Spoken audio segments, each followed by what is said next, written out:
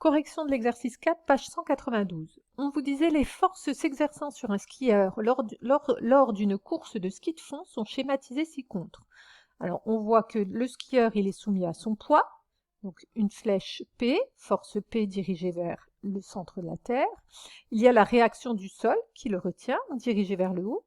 Et puis on a une petite force ici violette qui est dans le sens contraire du mouvement, donc c'est plutôt une force qui va l'accrocher.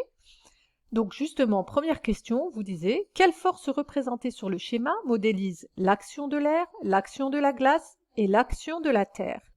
Donc le poids, c'est bien une force qui est dirigée vers le centre de la Terre et c'est l'action de la Terre exercée donc par la Terre sur le skieur. Donc ici, l'action de la Terre, c'est le vecteur P.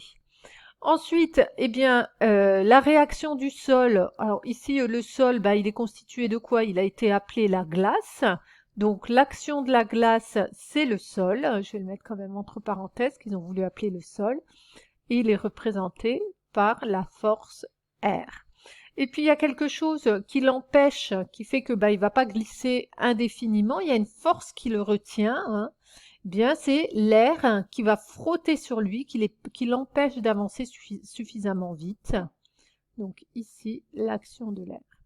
On vous disait en deuxième question, expliquez pourquoi le mouvement de ce skieur ne peut pas être rectiligne et uniforme. Quand on observe ici les forces qui sont appliquées à ce skieur, on voit bien que ces forces-là, P et R, semblent se compenser, mais justement quand on rajoute petit f, elles ne se compensent pas.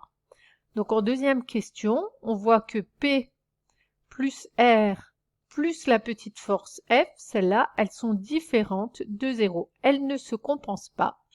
Donc d'après la contraposée du principe d'inertie, alors ça signifie qu'il ne peut pas avoir un mouvement rectiligne et uniforme. D'après la contraposée du principe d'inertie, si la somme des forces n'est pas égale à 0, le mouvement n'est pas rectiligne, uniforme ou n'est pas immobile. Bon, ici c'était sûr qu'il n'était pas immobile, hein, ou n'est pas immobile, mais nous on a plutôt vérifié qu'en tout cas son mouvement ici rectiligne n'est pas uniforme.